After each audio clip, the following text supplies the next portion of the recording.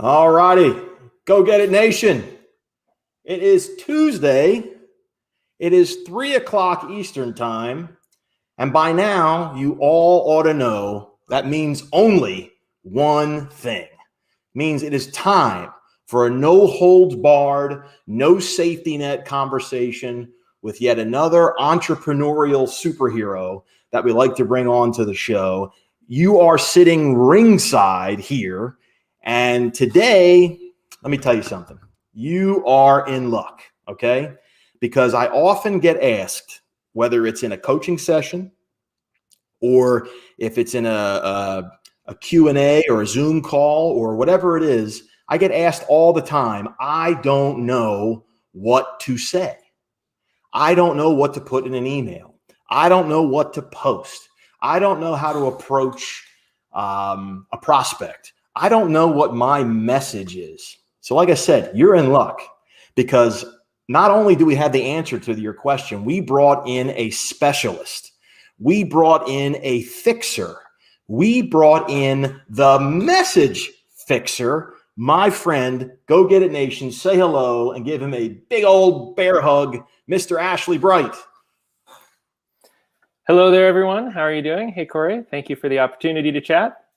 Here, and a reminder that Ringside is being live streamed right now on LinkedIn Live, Facebook Live, YouTube Live, and we are simulcasting on Clubhouse. If you are listening in on Clubhouse, thank you very much. Please, a reminder to mute your microphone, but stick around for the post-game chat where you can ask me anything, marketing, Q&A, go nuts. For the folks who are joining us here on the live stream, let's get some shout outs in order. Elaine, my better half, has joined us. Hello, honey. Damon Allums, the urban legend, is here, and Steve Tardio is here. And he says, a fixer. Cool. Now he knows a guy. Steve's from New York, so that'll kind of give you an idea. And for the folks joining us in Clubhouse, Nick, Emma, Samuel, Veronica, thank you for hanging out in the room. Feel free to ping your friends and let them join us. And Jim Cooper is here, and he adds, and this is funny to me because you don't know his sense of humor. He says, you're not on Pinterest Live? Not yet, Jim, but I will attempt to break the internet soon and add that to the stream. Robert Jonathan, the animation voice, has joined us. Well, we'll give some more shout outs. We'll weave them into the show as we go. Appreciate your patience. Let's get down to business here. Ashley, do me a favor. Do Go Get It Nation a solid. And, in 10 words or less, I'm half kidding. What is a message fixer? Well, I don't know 10 words or less, but essentially it's about taking your knowledge, your expertise, your passion, and creating a consistent, memorable, powerful message that resonates with your audience, the people that you need to activate and inspire to take action. So did you aspire in high school? Did you sit around and lunch in the cafeteria and said, I want to be a message fixer? I absolutely did not. How did that happen?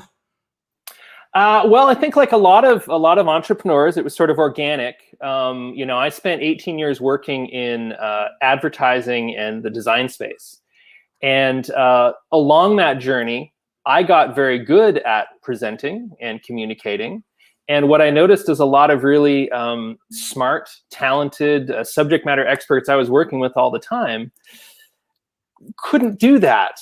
And it killed me to see their ideas just die on the floor. And that was kind of, it planted the seed for me that there had to be a better way to do this. And so I started out really as a presentation coach, helping people put together PowerPoints and things like that. And then kind of organically started seeing where the opportunities were the people that were coming to me. And a couple years ago, landed on the message fixer as a kind of catch-all thread that tied everything together, from public speaking to messaging, branding, presentations. It was that line that brought it all together that I'd been looking for. So, and you're very much a proponent of the power of the personal brand, safe to say. I am, very much so. And it was that sentiment. It was the way you demonstrate that. And for those obviously joining us on the live stream, you see Ashley has a certain look. You see he has a certain color scheme. He has a signature Yeah, he's got the yellow going on. For folks on Clubhouse, you can't see this. Forgive us, but check out Ashley Bright's profile and you'll see exactly what I mean. So I'll give you a little history lesson on why Ashley and I are even connected today and having this conversation, because it's very relevant in what we preach to Go Get It Nation. So if you rewind back to January 2020, I'm doing my normal, LinkedIn surfing, and I come across a post with an avatar with a bright yellow background and these big yellow glasses, and he's making a point. This gentleman's making a point about, I can't remember the exact post, but it was something profound about getting your message out. And I said, I have got to connect with this guy.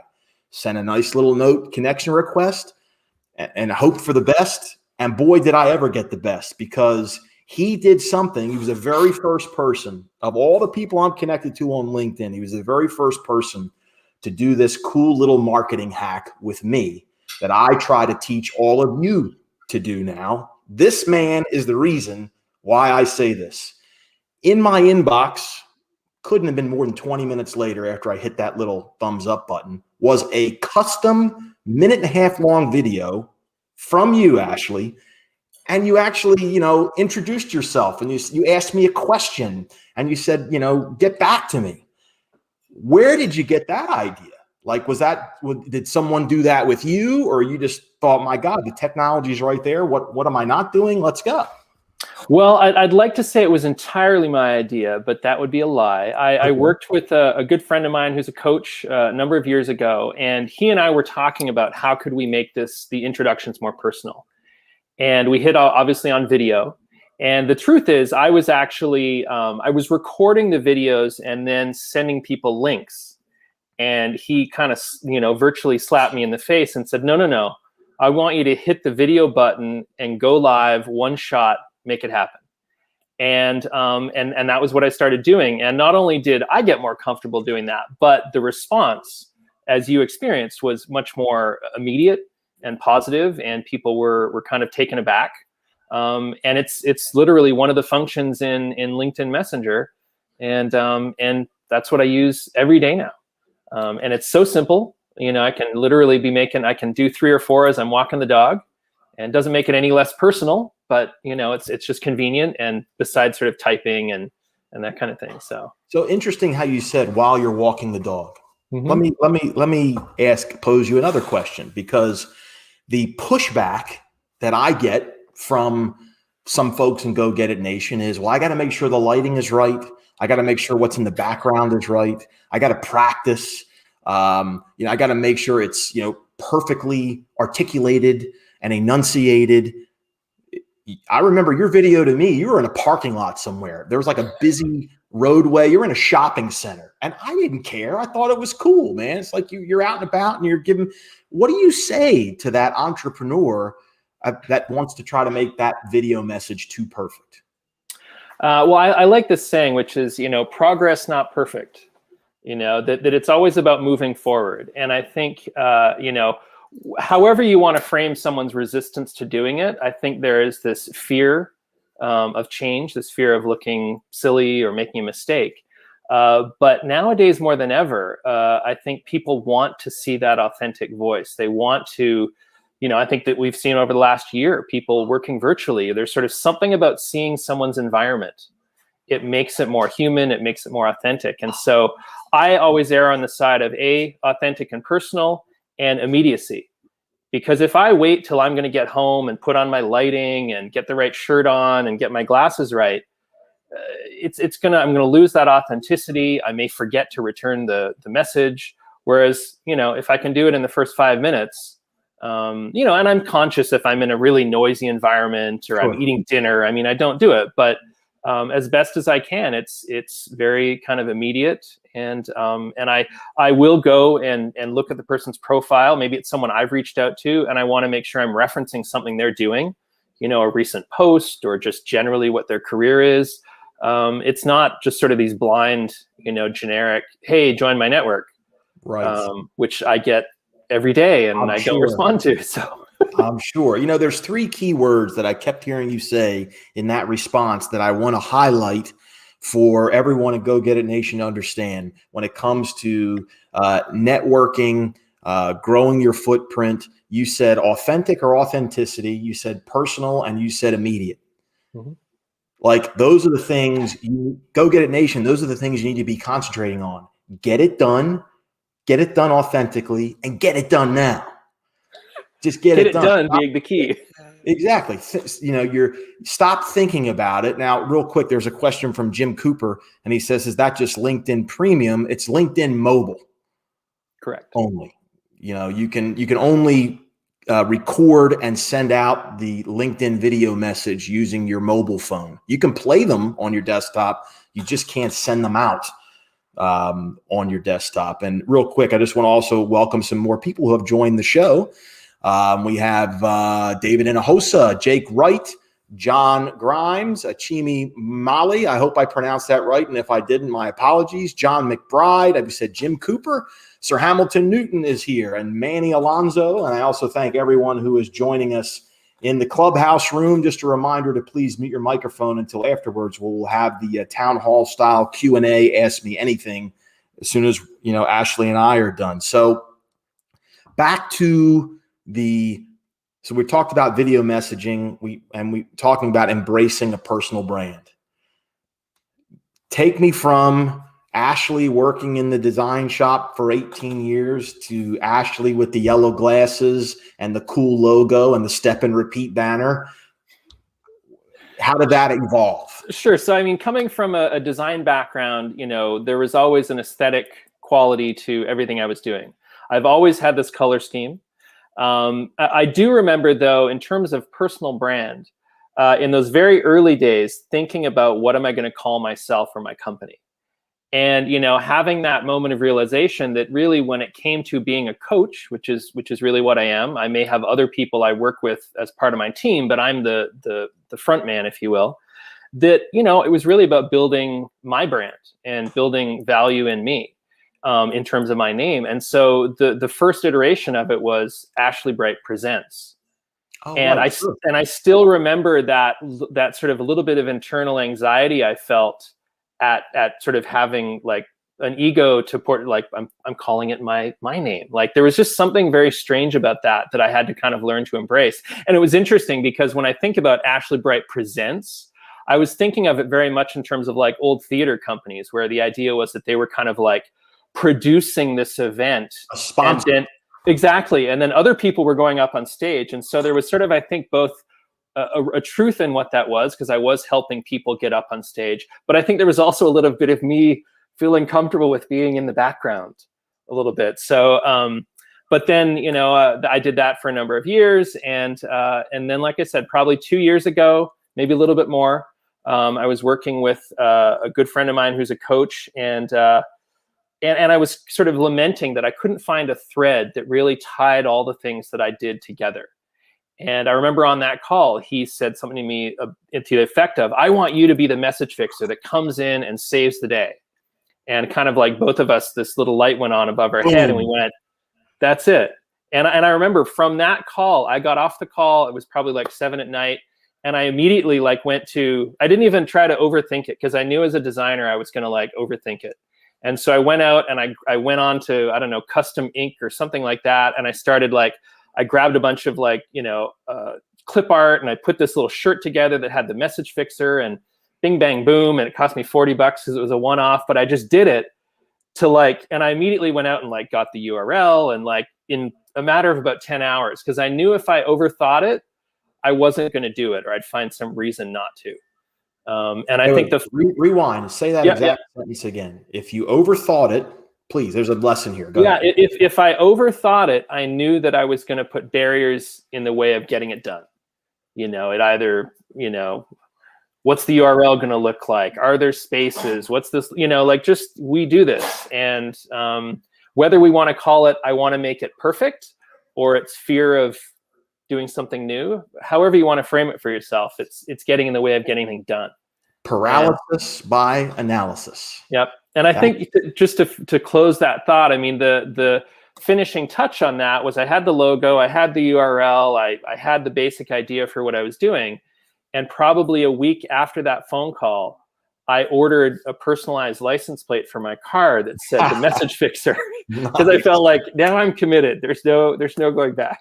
And where did the yellow frames come in? Were they on the glasses? Was that always an Ashley thing, or that just? To be honest, I don't remember the epiphany around that. I've always worn glasses, and they've always been sort of a signature element. And I remember to be honest, I can't remember where it came from, but I ordered these yellow glasses, and when they got here, I did a quick post on Instagram with my son, unrelated to my business. And my wife saw it, and when she got home, she saw me with the glasses and said, "Oh, you're serious? I thought that was a joke." And so that was a couple years ago, and you wear them ever since. I do. So we got a couple of questions from the peanut gallery here. Steve Tardio asks, so you connect with a new person that you invited to connect on LinkedIn. What question or questions would you ask this new connection in your intro video? So one of the things that I do, great question. One of the things that I do is, again, to kind of keep it simple for me, I'm very upfront in that initial call. It's really about connecting. And I say that point blank. Hey, this is about connecting. And when I connect, I want to learn more about the people I'm connecting with. So that's, first of all, that's my intention and my goal. And I even go so far sometimes to say, hey, just to be clear, there's no selling on this. It's really about building that relationship. And then I'll offer up, a link to set up a connection call with me, and I pop a little Calendly link below the video, and I'm done in 45 seconds to a minute. And, I'd say probably 65, 70% of the time I get either the response of like, wow, I've never seen this before, this is great. Or sometimes people are like, within 5 minutes, I've already got stuff scheduled. And the whole goal is just, remove any barriers. I'm not trying to sell you. I'm not trying to do anything, fancy here. It's just, hey, you're doing some interesting things. I love what you're doing. Let's talk. There's no pitch. No pitch. No. You don't even mention what you do. It's just, hey, I want to connect and get to know you. Exactly. And, and that's about it. And most people in that course of that conversation, again, I'm very straightforward with saying, hey, I want to learn about you. Like, how did you get into this? Or I love this thing you posted. And as part of that conversation, they naturally then will reciprocate and say, oh, well, tell me more about you, or what is it you do? And that's my opportunity to share. And again, I'm not pitching. I'm just responding to a question they've asked. And I may or may not follow up with a one-pager or some additional information that they may ask about. And, that's essentially it. And, this is gold, man. Your glasses are yellow, but your knowledge is gold. There you go. This is awesome, because I heard even more little things, nuggets that we share in Go Get It Nation, about how like there's no pitch, and you use the word reciprocate. And we talk a lot about social reciprocity. Give, then you get. It's not, you don't walk around with your hand out. You offer to give first. And that's a big hurdle that for so many entrepreneurs that they don't understand. They think, well, if I connect with someone, that's a marketing touch, and I need to ask for their business on day one, call one. And we're like, no, if my head can make a noise right now, nodding no, it would. It's like, don't do that. But and like I said, you're walking the walk. You're not just telling me on this show today how to do this stuff. This is what you do. Yeah. Well, I think there's a natural, I think nowadays everybody wants to automate their marketing. They want to have, more. And that makes sense in a certain context or at a certain point in the relationship. But, if you want to be authentic and you want to start to open the lines of communication, I always equate social media to like having a cup of coffee with someone. I would never be like shouting at them or hawking stuff. I would be wanting to get to know them. And, it is a relationship first and foremost. And so you start with, hello, how you doing? Some mutual connections and interest. And then we move on to more. And then, maybe that's it. And we just have coffee and chat and it's interesting. Or maybe they go, oh man, I could really use your help. Or I know such and such that could use your help. And off we go. I mean, I will have people that I connected with a year ago that I've, off and on kept in touch with, commented on a few of their things, and then boom, they're at a point where they need me or they know someone, and that's how it all kind of comes around. Top of mind awareness. Exactly. There it is, from one ad guy to another. I mean, it's amazing. And you use the term, it's like getting coffee. And Go Get It Nation, please, someone jump in the comments and tell me what that's similar to, what that parallels what we talk about. We use the term virtual coffee. Mm-hmm. Go get a virtual coffee. And I just did a piece today where I posted about if you went to an industry or a social event and you walked in and every person you bumped into, all you did was talk, it wouldn't go over very well. You gotta be able to listen. And that's the same thing what people do on social media is they think post. No, it's engage. You got to engage, have a dialogue, a conversation. Ashley, I got to tell you, it is so refreshing, my friend. See what I'm doing here? Thank you. Thank you for like just demonstrating that this isn't, these concepts that we like to share at Go Get It Nation are not something that I originated, invented, made up. These are things that work, that other successful entrepreneurs do. We got another question here. Robert Jonathan says, how long does it take for you to make a video intro start to finish? 45 seconds. Well, I mean, 45 seconds. It's probably 45 seconds. And then if I'm in the backyard, it takes a little longer to upload. But, it's probably 45 seconds to a minute and a half. So, yeah, there's no contemplating. There's no, writing up some choreographs, this or that. You just whip out the phone and boom. Yeah. And I will freely admit that, probably every fourth or fifth video, I might stumble. Or kind of get off track, and that's fine. I just, new video. And that's fine. Sometimes it's a little more complicated in terms of what I'm trying to articulate on the fly. And that's okay. But the point is that even with the fumbles, I'm done in under 2 minutes. So when people are either posting content, they're doing their content marketing, or they're sitting there sweating, hovering over the keyboard, what to say in that email subject line, or they're getting ready to leave that voicemail. What beyond the video message where you're kind of mentioning about, hey, let's get to know each other. Is that just carry over to those initial marketing touches on the other forms of media, or is there any tips that can be used in general? Keep it short, be funny, something like that. What do you recommend? I think number one, keep it simple. But even before that, I think the easiest kind of catch-all for me is try and imagine that I'm in their shoes. Okay, what's going on in their day-to-day? Is this the first time they've heard from me? How can I capture someone's attention? Oftentimes, and this is sort of marketing 101, but oftentimes we lead with the positive that we can bring to someone. In a post, hey, get more clients, do this, solve that problem. But the reality is that from a psychological standpoint, people will pay more attention to something they're going to lose or something that is detrimental to them. And so I will sometimes try and dig that hole. I become very cognizant when I'm posting to LinkedIn videos, for example, that I know that first line is what kind of sits, and then the video is right below, and they have to expand to see the rest. Yeah, and so I try to do something that will capture people's attention. Is your communication losing you millions, or something to that effect? And that captures people's interest. And I usually then the second or third line, I'm paying that off. I'm giving them now a positive, or maybe I'm expanding on that point a little bit more.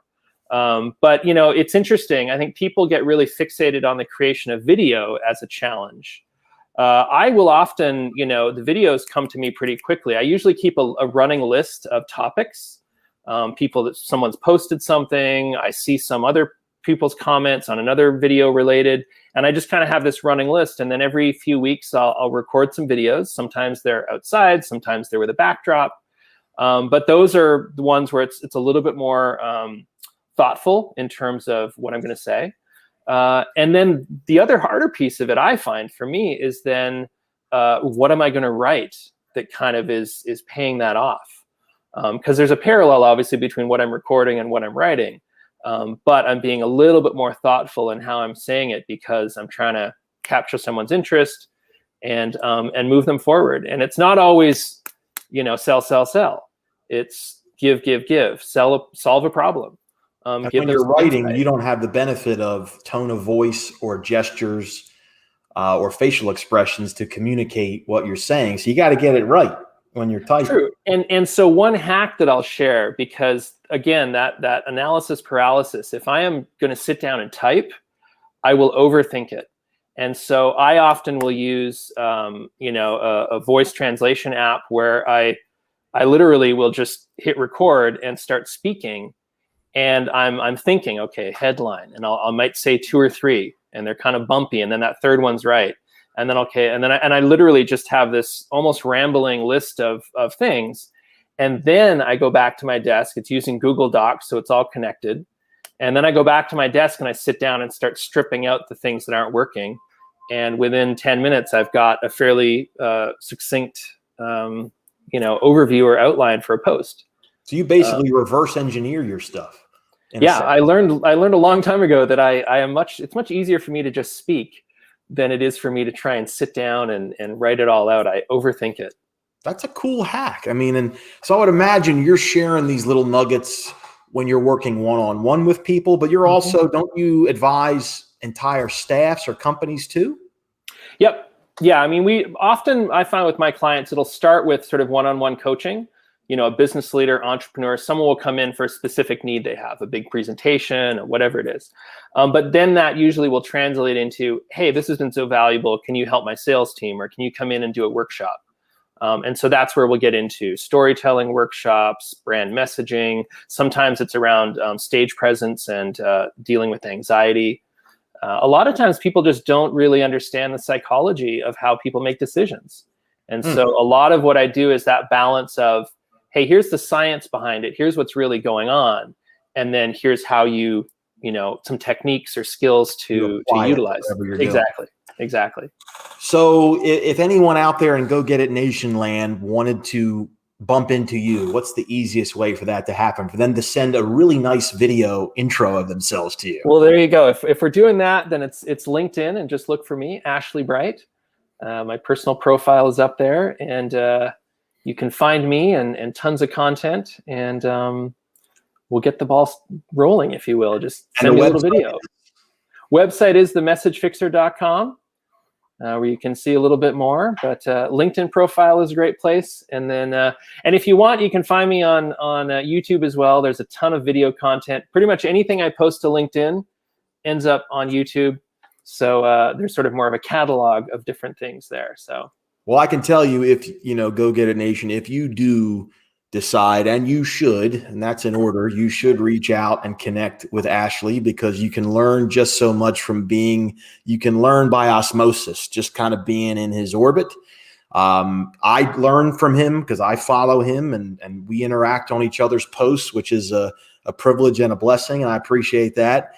And, this whole conversation does not happen if we didn't apply everything we teach. I mean, between me going on LinkedIn, you using the video message, us taking a year and a half to kind of waltz and get to know each other and figure out what we're good at, and, just cultivating that relationship to where, hey man, it felt real good when I shot you a message. Hey, you want to be on the show? You got right back to me. You knew who I was. It wasn't, it's just refreshing. And then to come on and have you here, and you're just winging one knowledge bomb after another, man, oh man, you make my job easy, Ashley. Thank you very, very, very much for joining us here on Ringside. Well, thank you, Corey. I appreciate it. I appreciate all those kind words. And thank you to everybody who has chimed in and shared questions. I appreciate that. And just get out there and get her done, as they say. That's right. Well, you've just been watching this. We're on the live stream, LinkedIn Live, Facebook Live, and YouTube Live, simulcasting on Clubhouse. And for those of you hanging out in the room in Clubhouse, now's the time to ping your friends into the room, invite them in. I'm going to be jumping in for Q&A. Ask me anything about marketing. So any of you guys on the live stream, jump on into Clubhouse. We can have a little chat. I'm good till about 4:30 until I have my next appointment. So you got an hour. So big thank you, big fist bump, Ashley Bright, for joining us on Ringside. Go get it, my friend. Yeah, there it is. See you later.